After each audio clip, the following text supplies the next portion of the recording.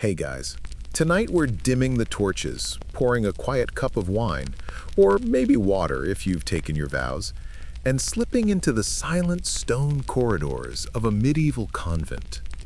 This is going to be a calm one. So if you're already tucked in, congratulations. You're doing medieval monastic life better than most nuns did. Because despite the vows of poverty, chastity, and obedience, let's just say life behind cloister walls was not all prayer and peace. There were letters being smuggled out, lovers sneaking in, and yes, enough wine to make Saint Benedict roll in his grave. Tonight we're gliding into that hidden world, the world of the medieval nun. Let's start softly, around the 12th century, when the church was at its most confident. The monasteries were booming, cathedrals were rising like stone forests, and tucked in the corners of those great Christian networks were convents, quiet, enclosed, and full of women who were either too holy, too poor, or too inconvenient to marry off. See, becoming a nun wasn't always about divine calling. Sometimes it was more like divine accounting. Families, especially noble ones, had limited resources.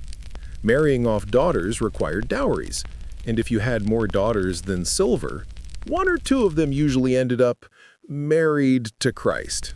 It was cheaper that way. And besides, it looked respectable. So imagine this, a teenage girl, maybe 14 or 15, dressed in fine linen one day, and then suddenly cutting her hair, changing into wool, and swearing lifelong chastity under the eyes of half the village. The choir sings, candles flicker, and boom, she's off the marriage market. But what did that life actually look like, day to day? Let's slow the pace. Mornings began before dawn.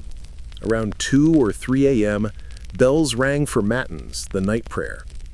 Sleepy faces gathered in the cold chapel, chanting psalms in half-darkness. No breakfast yet, just the sound of breath and echoes off the stone. After matins came lauds, then prime, terce, sext, nun. It was basically the medieval version of setting alarms you'll never enjoy. By the time the sun was up, there'd be chores, gardening, cooking, copying manuscripts if you were lucky enough to read, or spinning and weaving if you weren't.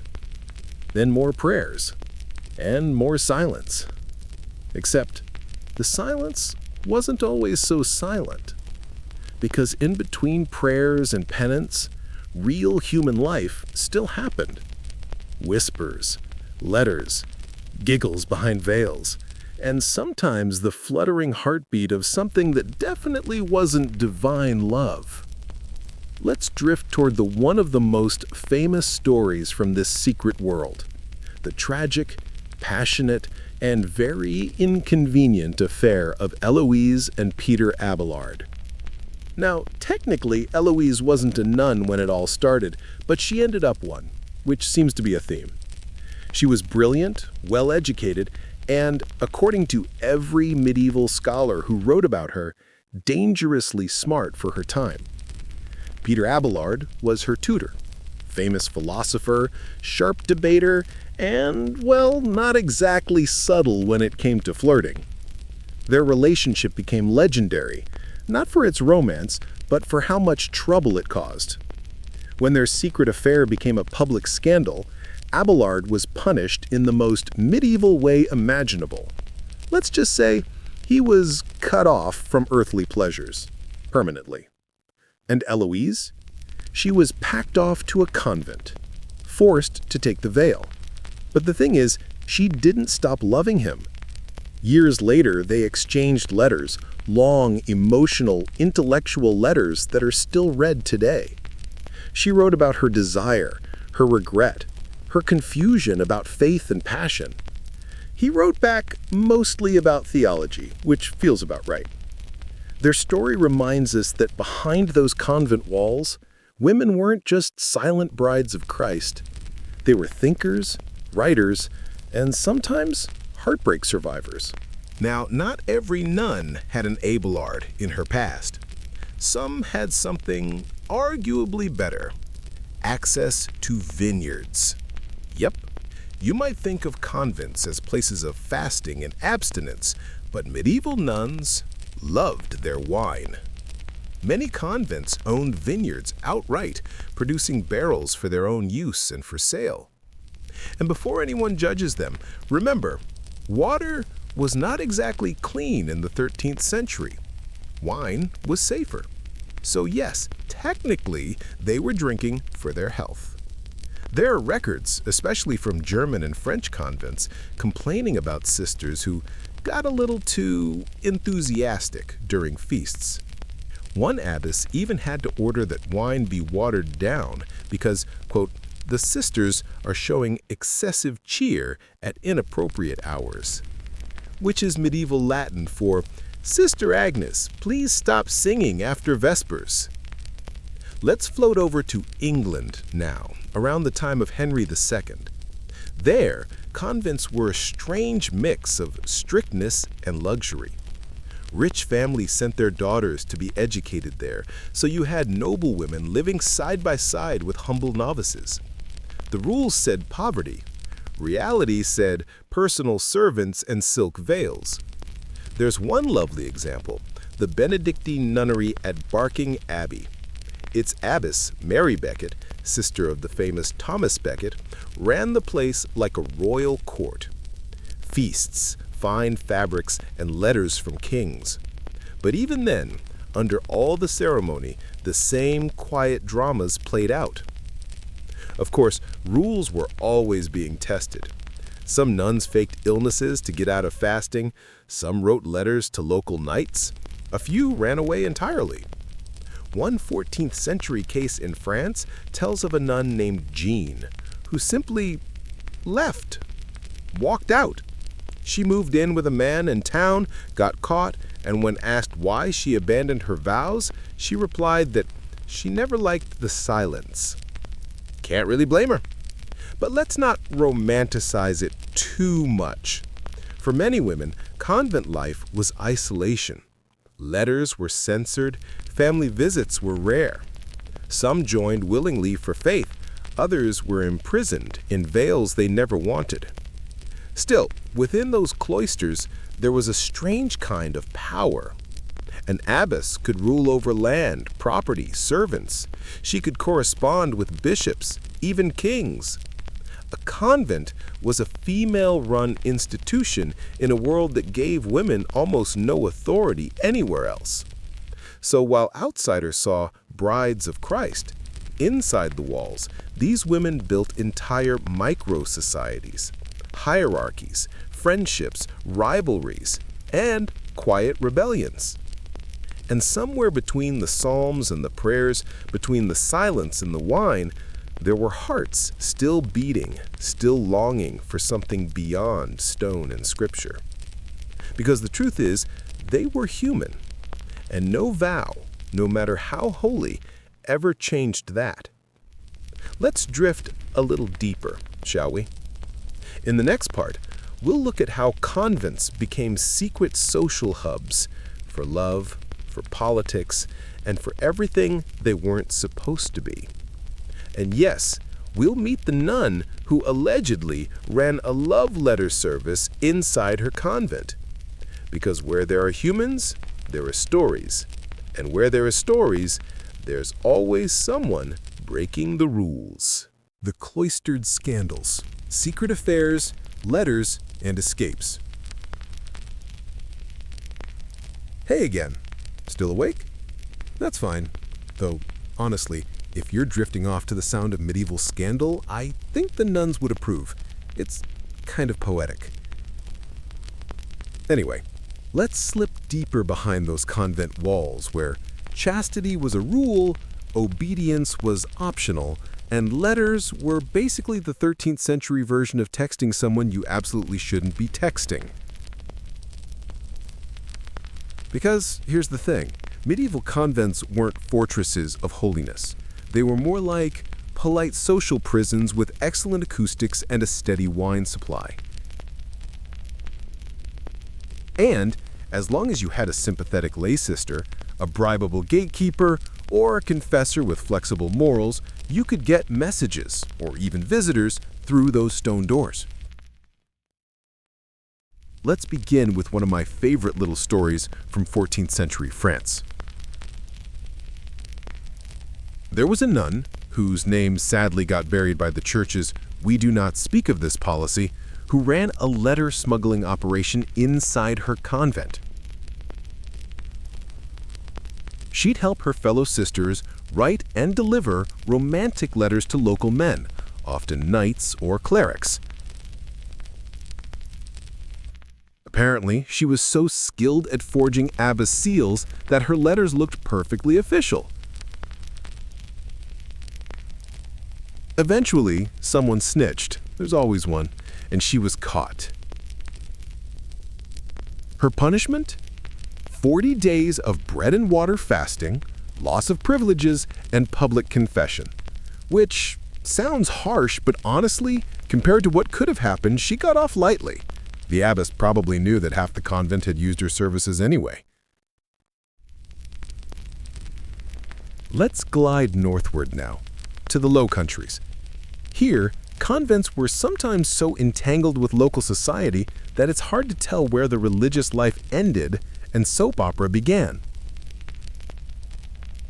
There are records from Ghent and Bruges of nuns sneaking out in disguise to visit festivals. Yes, festivals, and even renting rooms in inns for their pilgrimages.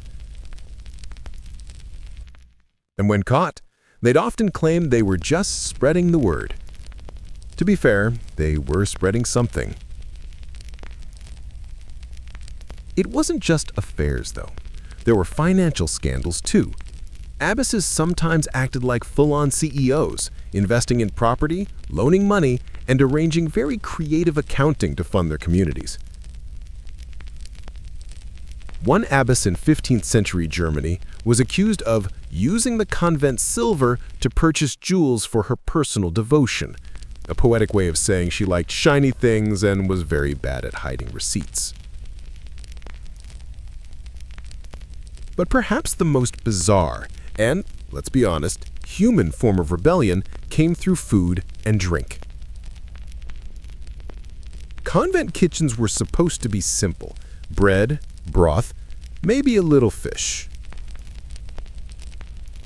Except medieval food inspectors, yes, they existed, occasionally found whole barrels of ale, imported spices, and cured meats that absolutely did not scream poverty. One record from a 14th century English convent says the nuns feasted too often and too cheerfully, which, honestly, should be engraved on all of our tombstones. The same convent also kept a small herd of cows for milk, but somehow a good amount of that milk turned into butter sold to local markets. It's a reminder that wherever there's an economy, someone's always hustling, even in a habit. But what about love? Let's drift back into that, because no matter how many walls you build or how many rules you carve into stone, human connection has this funny way of slipping through. One story comes from the German city of Ulm in the 13th century. A young nun fell in love with a visiting priest. They exchanged secret notes through a hole in the confessional wall. Eventually, they were caught when another sister, again that one tattler, noticed the priest staying longer than necessary during confession. Their punishment was dramatic. The priest was defrocked. The nun was confined to a tiny cell for years of repentance. But before you get too heartbroken, there's a twist. Records show that after her release, she became abbess. So either repentance really worked, or she just played the medieval long game. Let's move to Italy now, where convents were often filled with noble women who'd rather not be married off to strangers. In some cases, the convent became less like a religious institution and more like a private villa for upper-class ladies. Florentine convents were known for their musical performances and elaborate festivals. One visiting monk once wrote, and I'm paraphrasing, "The singing of these holy women was so sweet it seemed to call forth angels, or perhaps tempt demons," which is such a poetic way of saying they were way too good at this for people who are not supposed to enjoy life. But let's talk about one nun in particular, someone who didn't just bend the rules, but practically redecorated them. Her name was Sister Benedetta Carlini, and she lived in 17th century Italy. Now, yes, that's a little past the strict medieval line, but trust me, it's worth it. Benedetta claimed she had visions, she spoke to angels, she even said she was possessed by a male spirit who declared she was chosen to be the new savior of women. It all sounded fine until investigators discovered that her visions included very physical encounters with another nun. The church, to put it mildly, was not amused. She was removed from her position and lived the rest of her life in isolation. Still, her story gives us something rare, a glimpse of emotional, physical, and spiritual longing expressed in a world where women were meant to be silent. But for every Benedetta, there were dozens of quiet rebels, women who hid letters under altar cloths, who kept little pets even when rules forbade it, who wrote poetry in the margins of manuscripts, like one English nun who scribbled, "Pray for me, for I grow weary of the cold." That line survived for centuries. Her name didn't. And that feels hauntingly fitting. Let's float over to another kind of secret now, escape. Leaving a convent was not just against the rules, it was a literal crime. But that didn't stop some from trying. In 1435, a nun named Marjorie in York made a daring attempt. She scaled the convent wall with help from a sympathetic servant. They almost made it until her veil snagged on a nail. She was dragged back in, scolded publicly, and reassigned to kitchen duty. Apparently, that didn't break her spirit, because a few months later, she tried again. This time, she succeeded. Records say she fled to parts unknown, which is medieval speak for "we never saw her again, and we're still mad about it." Of course, not all escapes were physical. Many nuns escaped into art, writing, and faith itself. The cloister gave them literacy when most women had none. They copied and illuminated texts, composed music, and, ironically, became some of the most educated women in Europe. Take Hildegard of Bingen, for example. She was an abbess, a writer, a composer, a healer, and possibly the most productive woman in the entire Middle Ages. Her letters reached emperors and popes. Her visions were published and studied, and she managed all this without leaving her convent. She turned confinement into creation, which honestly feels timeless. So, what's the takeaway so far? Behind the quiet walls, there were women dreaming, scheming, laughing, writing, drinking, and occasionally breaking every vow they ever took. They were human, fallible, brilliant, bored, brave, and while church records tried to erase their flaws, it's exactly those imperfections that make them come alive centuries later. In the next part, we'll drift into something even more intriguing: how convents became hubs of female power in politics, art, and healing. Yes, even within all that silence, there were whispers of influence that reached far beyond the cloister walls. So take a breath, get comfortable, and we'll keep floating through the shadows of the medieval sisterhood in Part 3, Power in the Habit, How Nuns Quietly Ruled the Middle Ages. Power in the Habit, How Nuns Quietly Ruled the Middle Ages. Hey there again, still awake? or half floating somewhere between the sound of my voice and the image of a candle flickering against old stone walls. Either way, welcome back.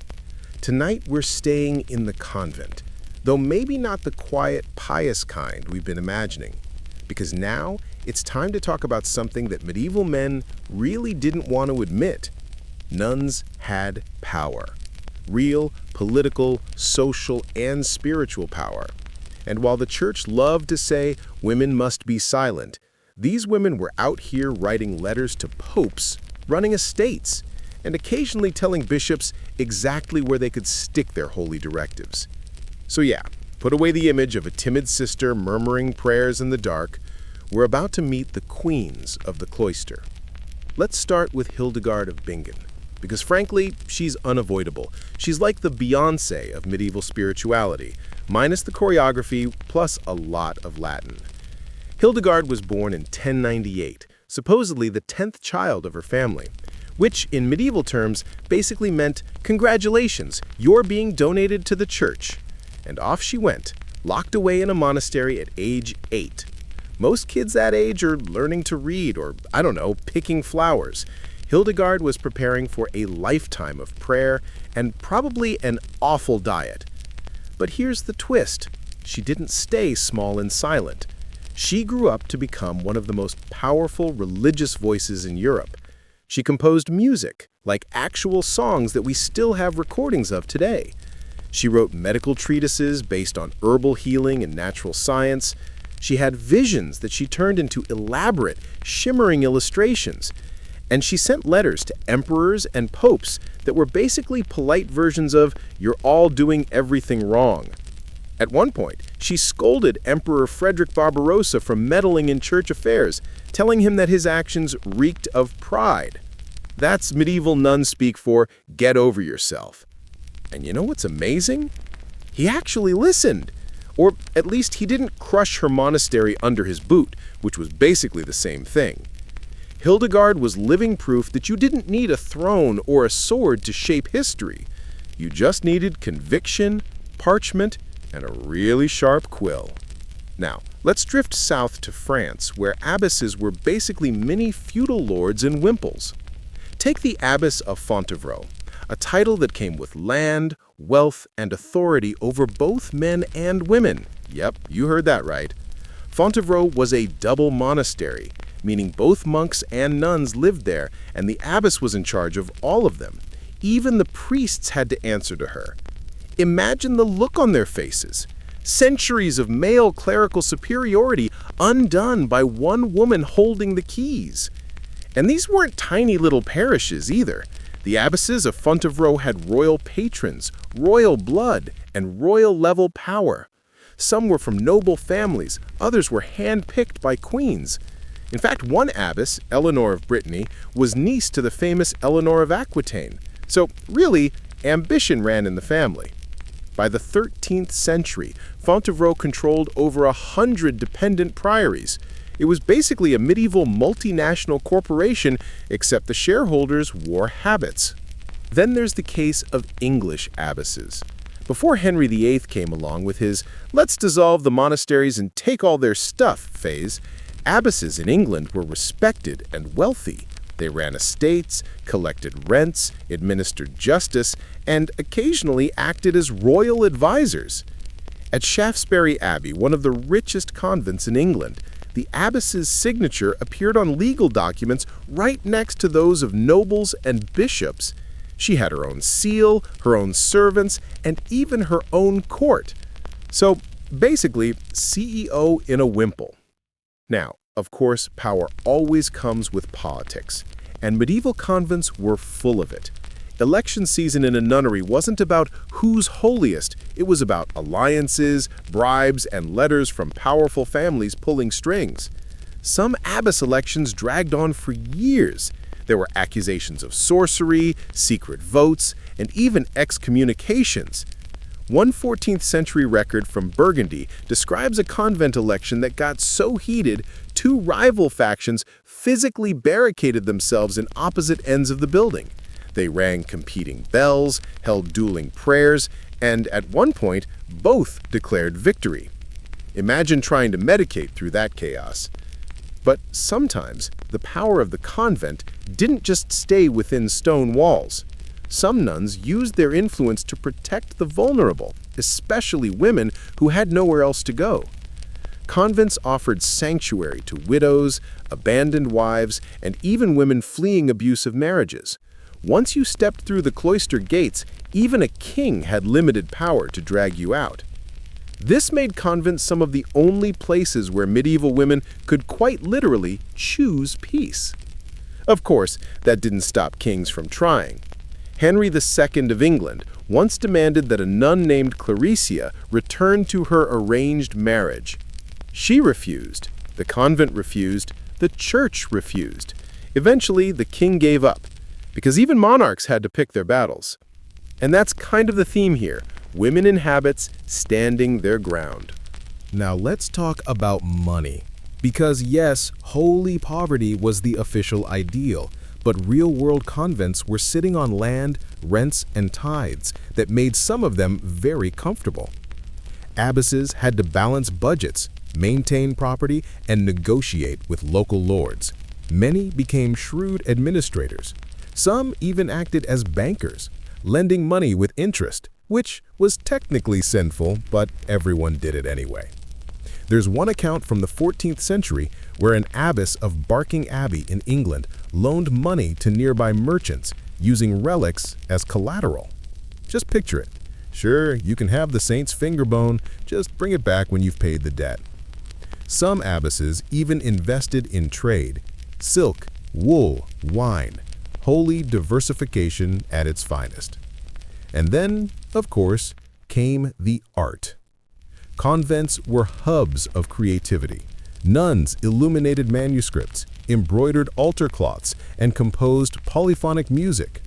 Their work often carried signatures like "Pray for Sister Agnes, who worked this with weary hands," which tells you exactly how long those embroidery sessions lasted.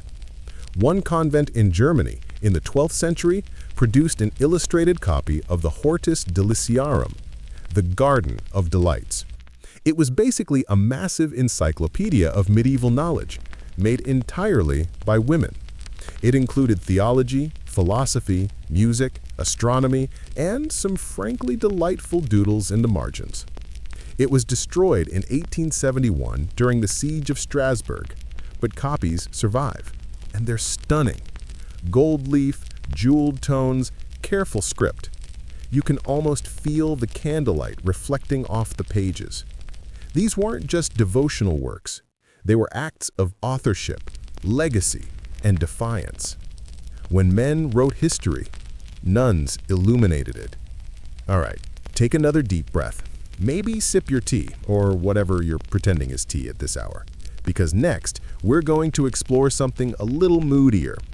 In Part 4, the secret sins of the cloister, envy, madness, and miracles that weren't, we'll wander through the darker corners of convent life, where mysticism met manipulation, visions met politics, and sometimes holiness looked suspiciously like hysteria.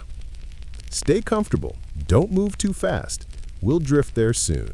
The secret sins of a cloister: envy, madness, and miracles that weren't. You're still here. Good. Because this one isn't about hymns or holy light. This one's about whispers.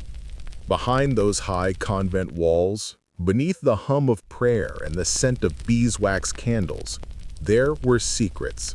So many secrets that even God might have had trouble keeping up. The convent wasn't just a sanctuary for souls. It was a pressure cooker for everything the world told women to suppress: desire, anger, jealousy, and the hunger to be seen. And sometimes, when you trap too much emotion behind stone walls, it doesn't stay quiet. It turns into visions, or voices, or something darker. Let's start in Renaissance Italy, where convents were complicated. Picture this: a girl from a noble family, maybe 15, maybe younger, is sent to the convent because her father doesn't want to pay another dowry. She doesn't get a choice. She just gets a veil, a new name, and the promise that this will be her spiritual marriage to Christ. Sounds poetic, right? Until you realized spiritual marriage came with cold floors, strict fasting, and the same four walls for the rest of her life. So what happens when hundreds of women like her, intelligent, ambitious, silenced, live together for decades with no outlet? They start dreaming, and some dreams grow loud enough to shake an entire city. Take Sister Maria Maddalena de Pazzi in 16th century Florence. She was known for her ecstasies, long, intense trances where she claimed to speak with angels and the Virgin Mary. Her fellow nuns would watch as she convulsed, cried out, and sometimes floated into what they called rapture. To some, she was holy. To others, she looked possessed. For 6 years, Maria's convent recorded her visions, page after page of divine revelations. She spoke of purgatory, sin, and redemption, sometimes for hours without pause. But here's what no one said out loud. In a world where nuns were forbidden to preach, prophecy was the only way to make your voice matter. You couldn't lecture a bishop, but if you said, "An angel told me," suddenly the bishop leaned in. So maybe, just maybe, Maria's ecstasies weren't madness. Maybe they were strategy, divine theater in a world that refused to let women speak. And then there's the possessed convent of Loudun, France, 1630s. Sister Jeanne des Angels, an abbess, claimed she and her nuns were tormented by demons sent by a local priest, Urban Grandier. The story spread fast. The nuns screamed, levitated, and spoke in tongues. Crowds came to watch the exorcisms like it was the hottest ticket in town. Eventually, Grandier was accused of witchcraft and burned alive. But later, Jeanne confessed something chilling. She might have lied. Or rather, she believed it was true at the time, but who knows? Was she delusional? Was she jealous? Or was she using possession as a weapon in a church that left her powerless? Because what's more powerful than saying, "The devil himself is after me"? Jeanne went from obscure abbess to celebrity. Kings wrote about her. Priests traveled miles to see her deliverance. She became someone. And maybe that's the real story here. How power and pain twisted together until no one could tell holiness from hysteria. But not every convent secret was supernatural. Sometimes it was painfully human. Jealousy was a real problem in enclosed communities. Imagine spending every waking hour with the same dozen people. No escape, no privacy, no new faces. It wasn't all serenity and psalms.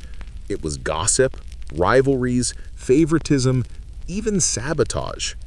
In one 14th century convent in Cologne, the records mention a nun named Sister Gertrude who was accused of maliciously spoiling another sister's embroidery.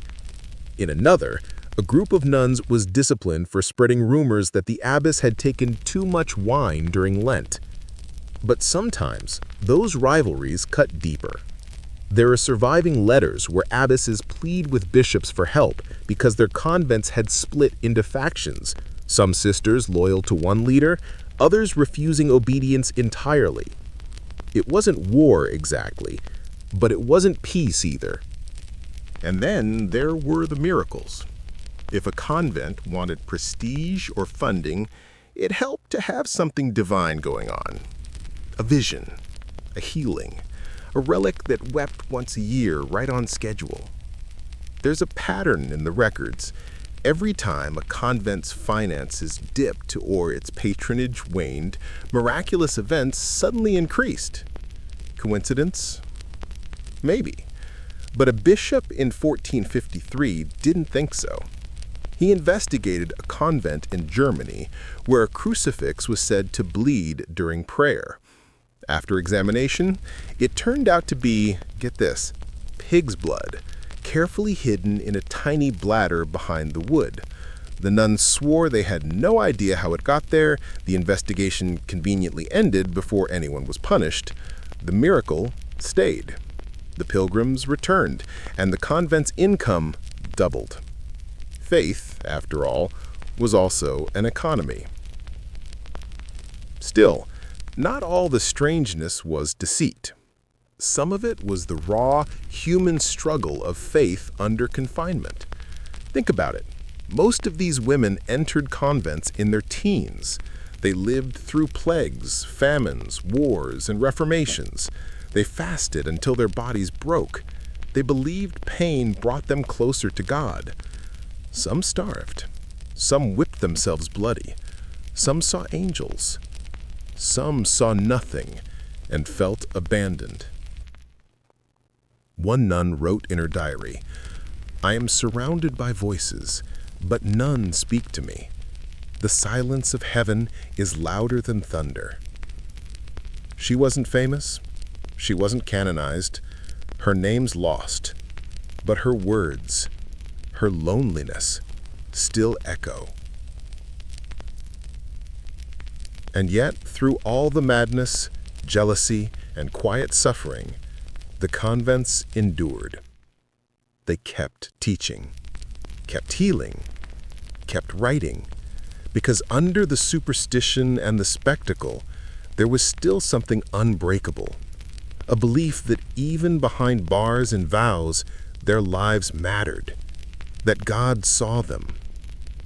Or maybe, more beautifully, that even if he didn't, they'd make sure history did. As the centuries turned, convents changed. Reformers closed many, revolutionaries burned others. But the stories, the manuscripts, the music, they survived. And today, when we hear the echo of a medieval hymn or see a faint gold halo on an ancient page, we're not just hearing faith. We're hearing resistance. Every line they wrote, every stitch they sewed was a quiet rebellion against the silence that history tried to impose. So maybe the last secret of the cloister isn't sin or miracle. Maybe it's endurance, a whisper that outlived the walls, a light that flickered but never went out.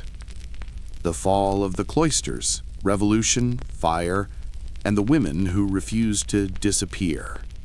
Hey there, night owl. Still with me? Good. Because tonight, the candles are burning low, and the walls of the cloister are trembling. This part of our quiet journey isn't about miracles or saints anymore. It's about endings, soft ones, violent ones, and the strange beauty that comes when something sacred collapses, but doesn't quite die. By the time the 15th and 16th centuries rolled around, Europe was getting restless. The church was still powerful, of course, but cracks were starting to show. And not just in the cathedral walls. People were questioning everything. Indulgences, relics, popes, priests, and yes, convents. The Protestant Reformation hit like a thunderclap. And for nuns, it was more than a theological debate. It was an earthquake. Martin Luther, the former monk turned reformer, called monasteries and convents dens of the devil. He argued that cloistered life was unnatural, a cage built on superstition. And in one particularly awkward twist of irony, he even married a nun, Katharina von Bora, who'd escaped her convent by hiding inside a fish barrel. You can imagine the church loved that story. But Katharina wasn't alone. Across Germany, Switzerland, and England, convent doors were being forced open, sometimes literally.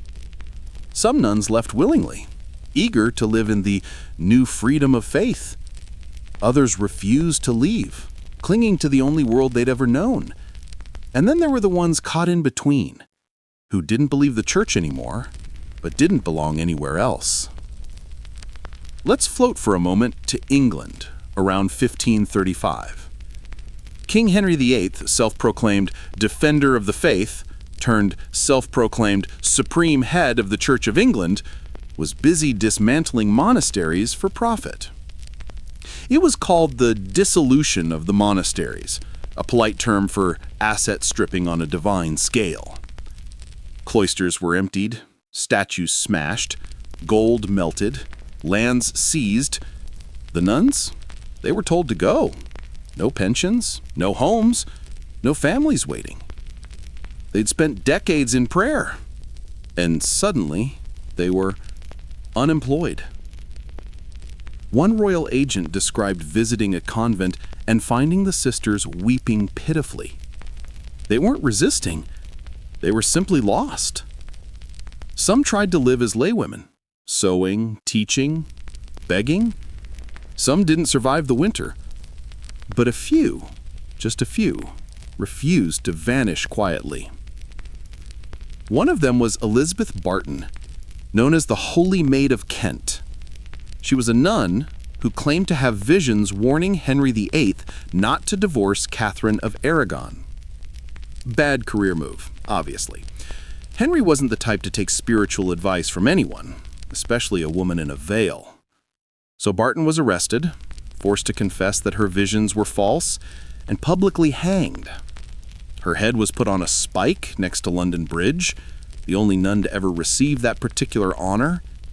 But even in death, she became a symbol, a ghostly reminder that even the smallest voice could rattle a king's conscience for at least a few sleepless nights.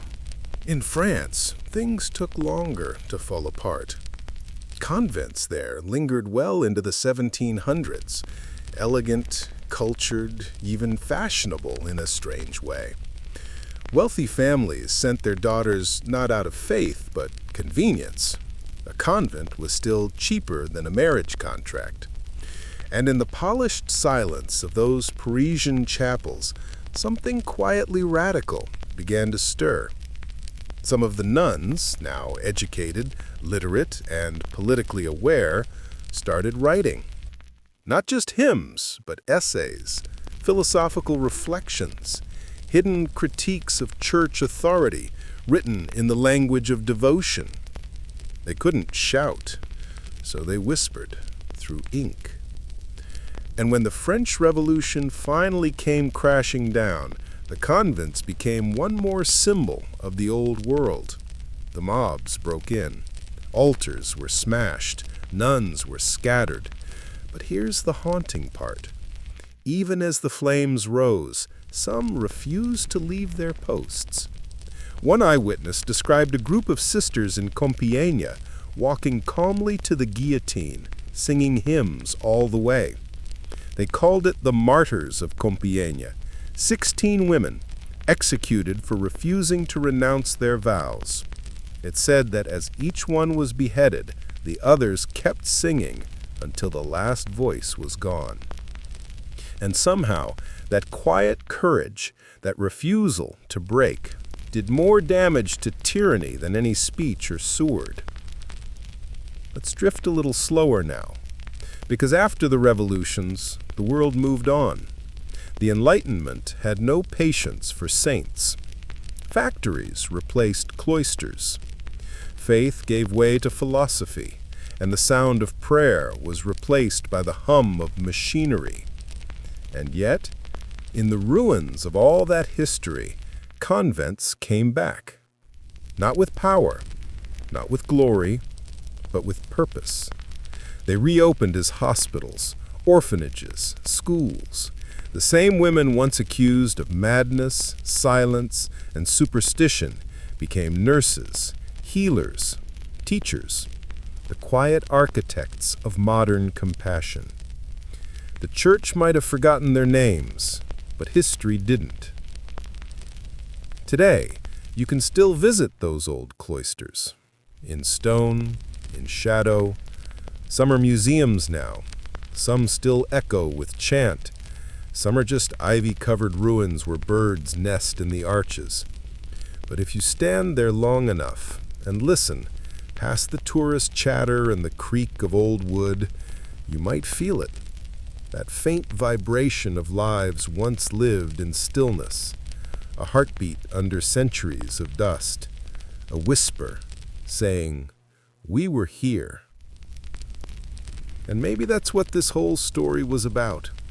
Not miracles, not sins, not the endless tug-of-war between faith and reason, but endurance. The kind that doesn't make headlines, the kind that keeps breathing, praying, and dreaming even when the world stops listening. Because in every age, someone has to carry the light, even if it's just a flicker in a dark hallway. So, as you drift off tonight, just remember this. Somewhere, once upon a time, a nun was writing in the dim glow of a candle. Maybe she was scared. Maybe she was angry. But she still wrote.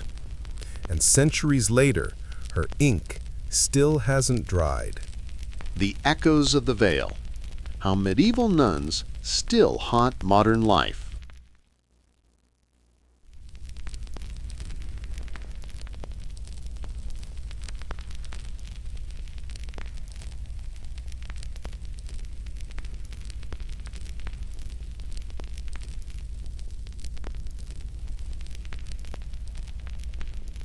Hey, still here? Good. You've made it through vows, forbidden letters, fish barrel escapes, and guillotines. That's impressive. So let's slow down again. The sea of history has quieted, but the ripples from those cloisters still haven't faded. Because even though the medieval nuns have been gone for centuries, their fingerprints are all over the modern world. You just have to know where to look. Let's start with the obvious one: education. You know how every town in Europe seems to have a centuries-old girls' school with some Latin motto about virtue or wisdom? Chances are that started as a convent. See, when the world stopped needing women to pray all day, it still needed women who could read. And nuns, especially from the late Middle Ages onward, were quietly, systematically educated. They knew Latin. They copied manuscripts. They wrote letters to bishops, nobles, even kings.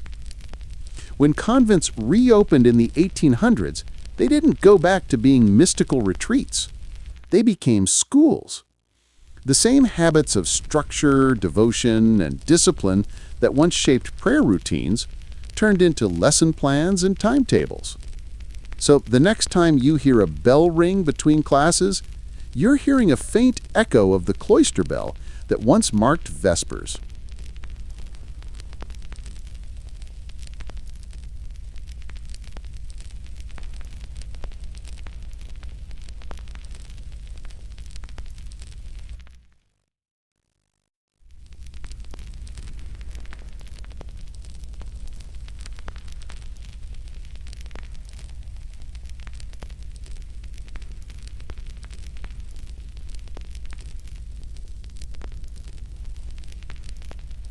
Now, let's drift to another legacy: medicine. For centuries, convents were Europe's hospitals. Not hospitals as we know them, no antiseptic, no anesthesia, but still, they were places of care. Nuns kept herb gardens. They mixed ointments. They wrote down what worked. And they stayed. When plagues swept through towns, most people ran for the hills. But nuns didn't. They took vows to stay. And they died, often by the dozens, nursing the sick. One historian put it perfectly: they made dying less lonely. Which, if you think about it, might be one of the kindest legacies anyone could leave behind.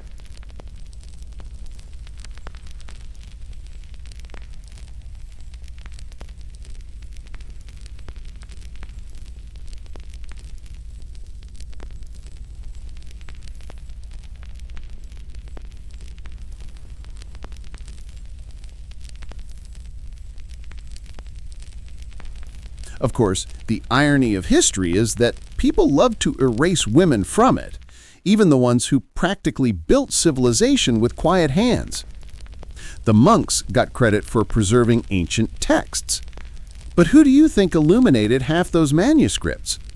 Who do you think copied letters for bishops and recorded births, deaths, and tithes? Exactly. Women in convents were the invisible bureaucrats of faith, the invisible ink that held medieval Europe together. Without them, entire generations of written history would have vanished. Let's float a bit deeper into this one because it's fascinating. In the 12th century, the abbess Herod of Landsberg compiled the Hortus Delitarium, the Garden of Delights, one of the first encyclopedias written by a woman. It wasn't just about religion.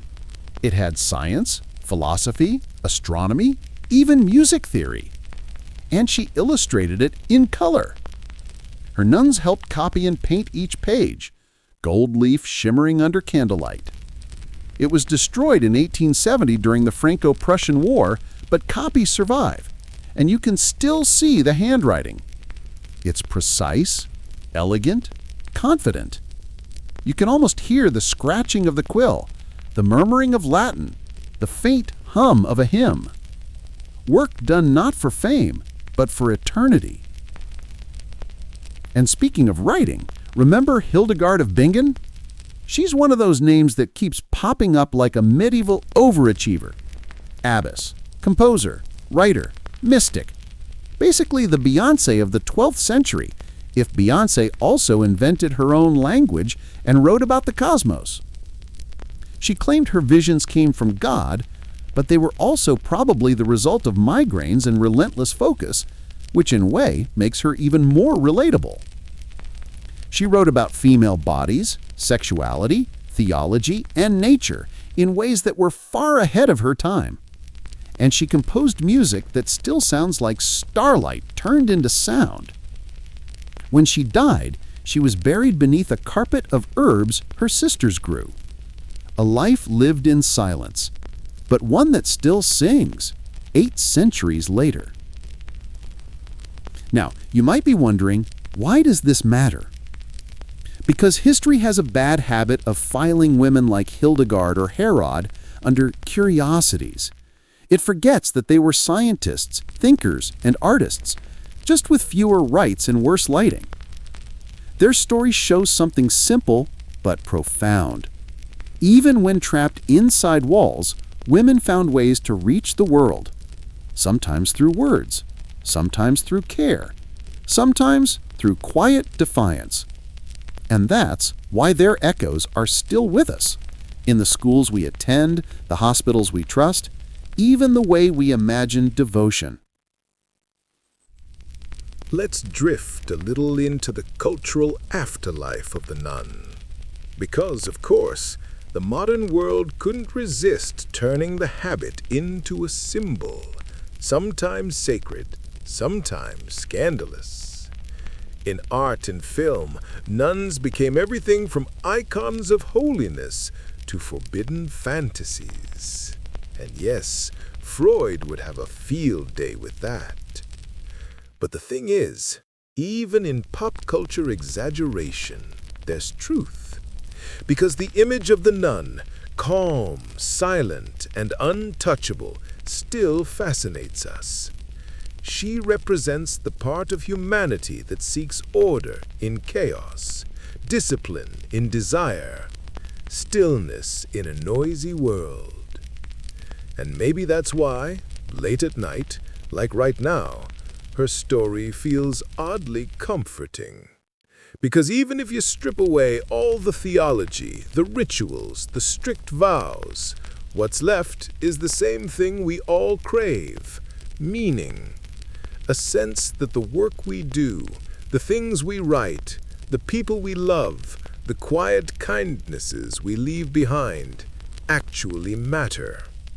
And that maybe, long after we're gone, someone might stumble across what we made and whisper, "She was here." So, if you've ever felt small, unseen, or forgotten, Remember this. The medieval nuns lived entire lives that history almost erased. And yet, here we are, talking about them. Their ink survived, their song survived, their courage somehow slipped through the cracks of time. That's not just history, that's defiance. So, as the candle flickers out tonight, think of the cloister again. The cool stone, the smell of wax and parchment, the faint echo of sandals on tile. Somewhere, a nun is still at her desk, head bowed, writing by candlelight. The world outside is chaos, but inside it's quiet. And that's enough.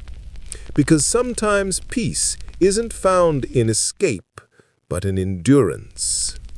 And sometimes silence says more than any sermon ever could.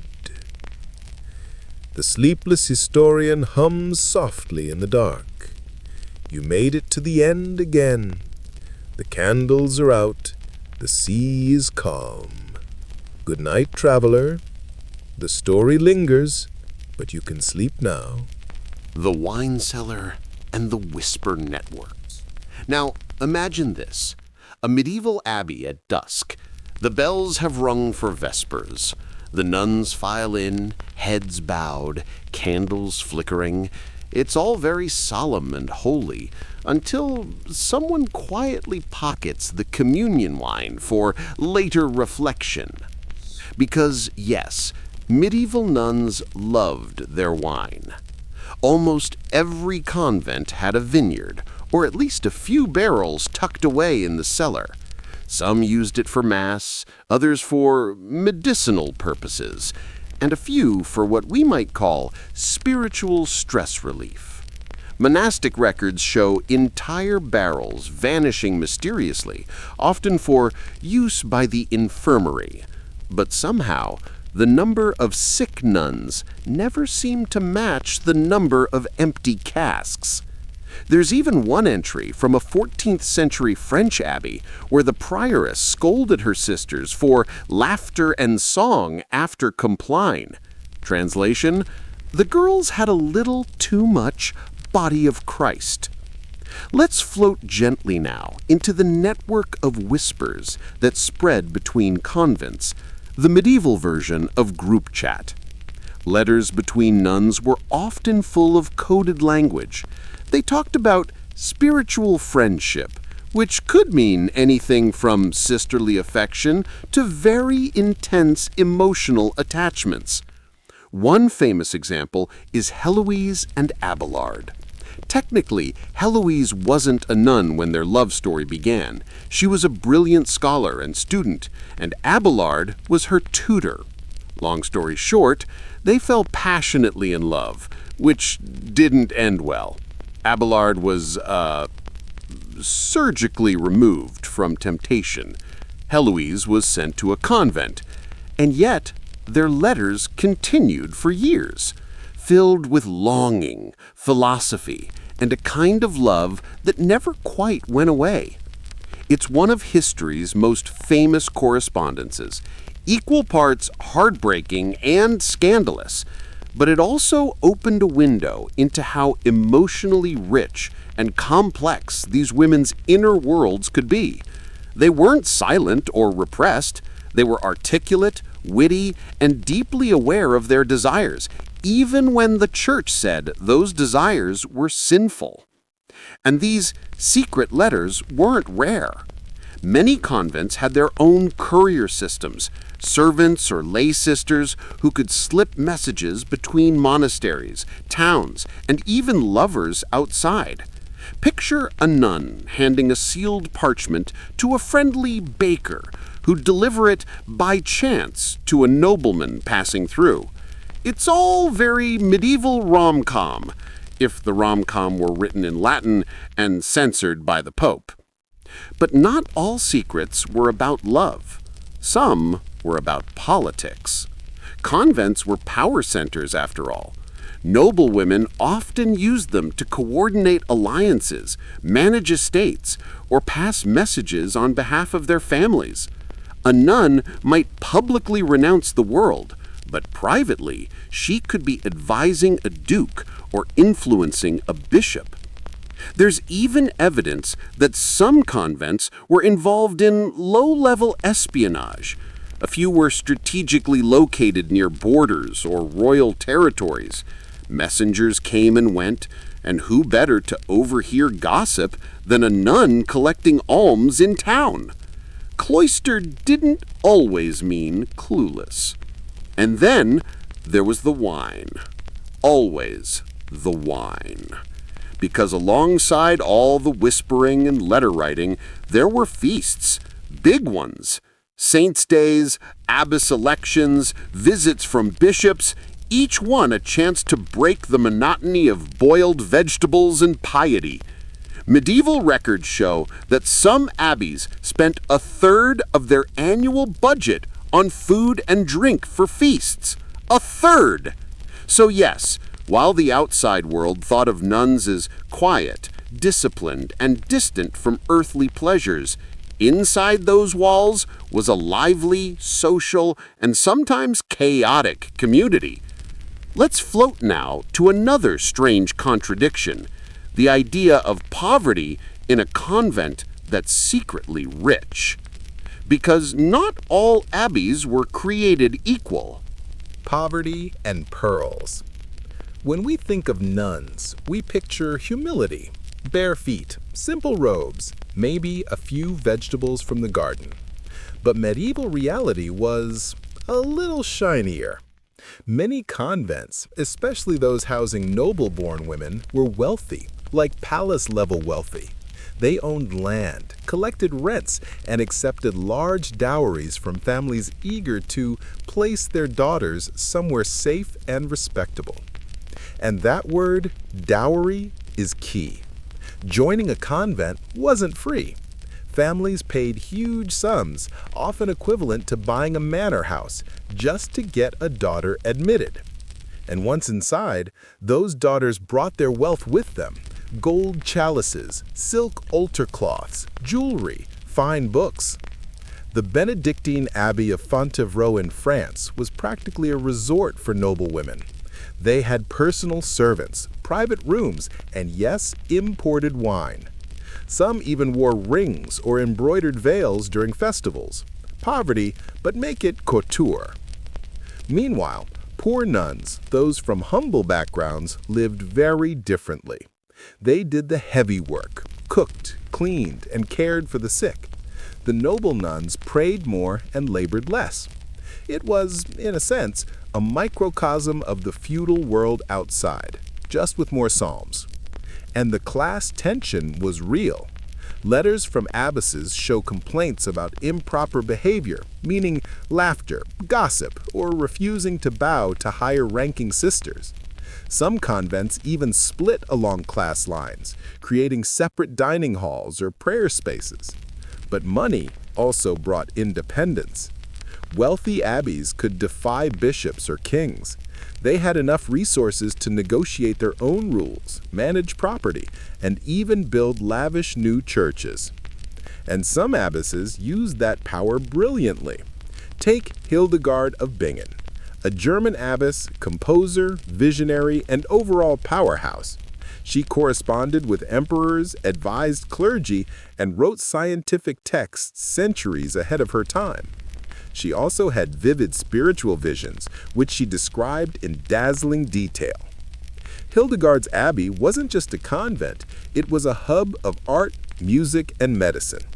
And while she spoke in the language of divine revelation, she was also politically savvy, wrapping her intelligence in humility so men wouldn't feel too threatened. So beneath all the incense and chanting, you had this quietly humming machine of female autonomy, intellectual, social, and even economic. But, of course, the church didn't always like that. Women with too much influence were dangerous, and soon the tides would turn. Let's drift there now, into the era of suspicion, reform, and a slow dismantling of the nuns' little pockets of freedom. The Great Reform hangover. So by the late 14th century, the church had started looking at its convents and monasteries and going, this all looks a little too comfortable. Too much silk, too much laughter, too much wine, and definitely too many rumors about inappropriate spiritual friendships. Cue the reformers. If the medieval church had a personality type, it would be that one friend who shows up to a cozy party at midnight, turns on the lights, and starts cleaning up while everyone's still talking. The reform movements, like the Cistercians and later the Observants, wanted to bring back strict discipline, poverty, silence, obedience, and above all, separation from the outside world. Convents that had once been lively centers of music and learning suddenly faced inspections. Bishops would arrive unannounced to check on things. They'd ask questions like, how often do the sisters fast? Are there locks on the doors? And why do you have a goose in your dormitory? Yes, that last one actually happened. In some abbeys, nuns kept animals as companions, geese, cats, even tiny dogs. The church disapproved, of course, because apparently you couldn't love God and a goose at the same time. Anyway, the reports that came back from these inspections were colorful. They mentioned laughter after dark, illicit visitors, fine clothes hidden under habits, and too many letters being exchanged with outsiders. Basically, convents were accused of being fun, which to medieval reformers was the ultimate sin. And while some of these reports were exaggerated, a few scandals were very real. There was a convent in Spain where several nuns gave birth, which, tends to raise eyebrows. Another in France was caught brewing beer and running a small tavern out of the cloister gate. One abbess in England even used the convent's funds to buy herself imported fur. The Vatican was not amused. But here's the thing. These weren't just moral failings, they were survival strategies. When the church cut funding, convents had to get creative. They brewed beer, they sold herbal medicine, they took in lodgers, some even opened schools for noble girls, which became one of the few respectable ways women could receive an education. So while reformers wagged their fingers, these women were just trying to keep the lights on and the soup pot full. But the crackdown only intensified. The more the church tried to purify monastic life, the more it chipped away at the autonomy women once had inside those walls. Abbesses lost authority. Male confessors were assigned to monitor convents, and soon even their letters had to be approved before leaving the abbey.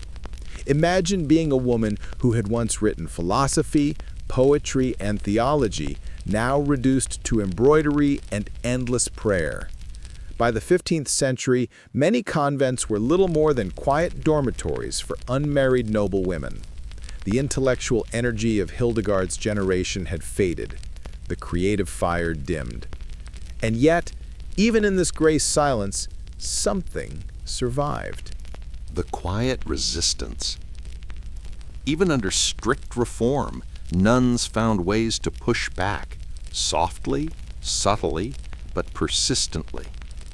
They hid books. They copied forbidden texts by hand. They composed music, often unsigned, that drifted into the liturgy anonymously. In one convent in Germany, the sisters invented coded symbols to mark passages in their prayer books, little dots and curls that only they understood. It was their way of saying, I'm still here. I still think. I still feel. Elsewhere, some convents quietly ignored the rules. They'd host small gatherings for musicians, artists, and scholars.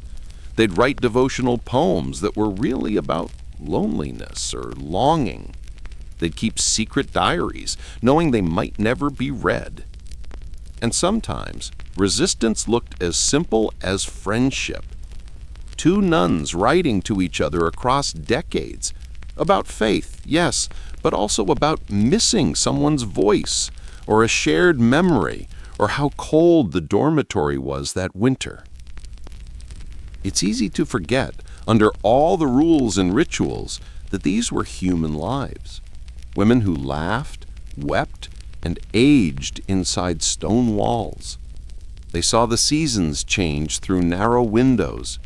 They buried friends in the convent graveyard. They lived in a rhythm of bells, where every hour was named for prayer. And yet, despite the isolation, their words, the few that survived, are astonishingly alive. One 15th century nun wrote, "The soul cannot live without love. If it has not the love of God, it will seek the love of something else." It's a quiet, timeless confession, one that probably resonated in every cloistered heart that ever sighed over a forbidden letter. The end of the cloister's golden age. By the time the Reformation rolled across Europe in the 16th century, the writing was on the wall, sometimes literally, carved into the abbey doors by reformers. Luther and his followers saw monastic life as wasteful and corrupt. In Protestant regions, convents were dissolved, their lands seized, and the residents cast out. Some nuns fled to Catholic territories, hoping to find new homes. Others stayed, shedding their habits and marrying, a shocking move at the time. In Germany, there are records of former nuns trying to survive as teachers, midwives, or weavers. One even opened a small apothecary, selling herbal remedies she'd learned to make in the convent garden. But for many, the transition was brutal. Imagine spending your entire life behind cloistered walls and then suddenly being told you're free, but also homeless, jobless, and a social outcast. Freedom, it turned out, could be terrifying. Meanwhile, Catholic convents that survived the Reformation were forced to become even stricter to prove their piety and distance themselves from the scandalous past. Gone were the feasts, the laughter, the letters. The wine cellars were emptied, the songs silenced, the gardens pruned into submission.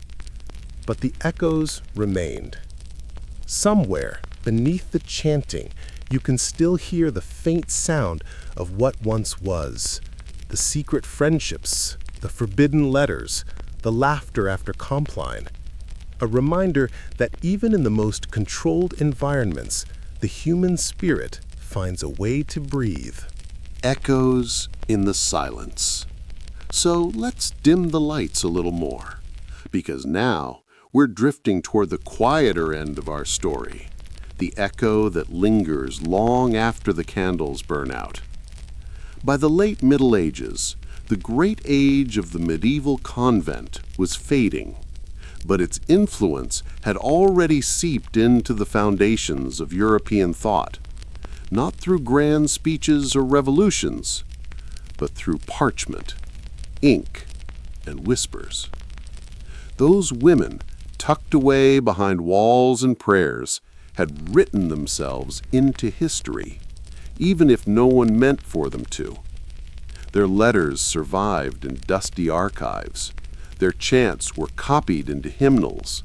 Their herbal recipes found their way into apothecaries. Their drawings ended up in the margins of manuscripts, tiny doodles of flowers, cats, and sometimes, shockingly, hearts. It's like the universe had conspired to preserve their fingerprints, one quiet smudge at a time. And when modern scholars began to read those surviving writings, the letters, the poems, the journals, they realized something almost rebellious. These women were thinking deeply, emotionally, philosophically.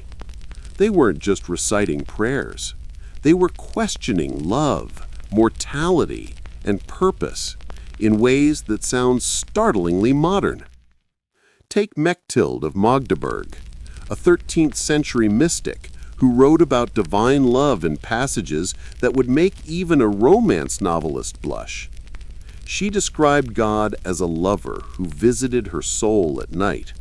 Her language was so intimate that the church actually banned parts of her work because, nothing says holy inspiration like a censorship order.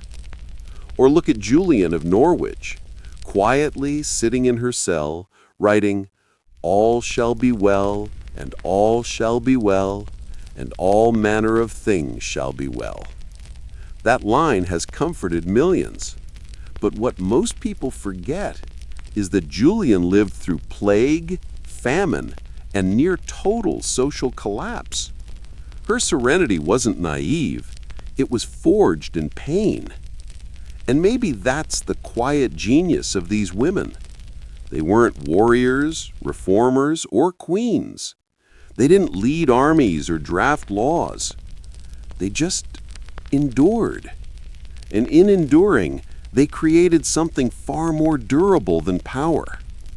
They made meaning out of stillness.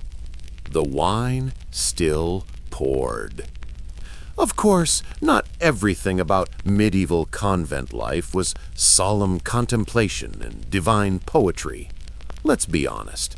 Some of these women still loved their wine. Records show convents in Germany and Italy kept modest supplies of wine for liturgical use. Translation: Mass only happened once a day, but somehow the barrels kept running low. In one 14th century visitation report, an abbess defended her cellar by claiming the sisters require refreshment for their spirits, which might be the most relatable excuse in medieval history. And food? Oh, they were supposed to fast, but convent cookbooks show recipes for almond pastries, buttered fish, and spiced honey cakes. Even during Lent, they found loopholes.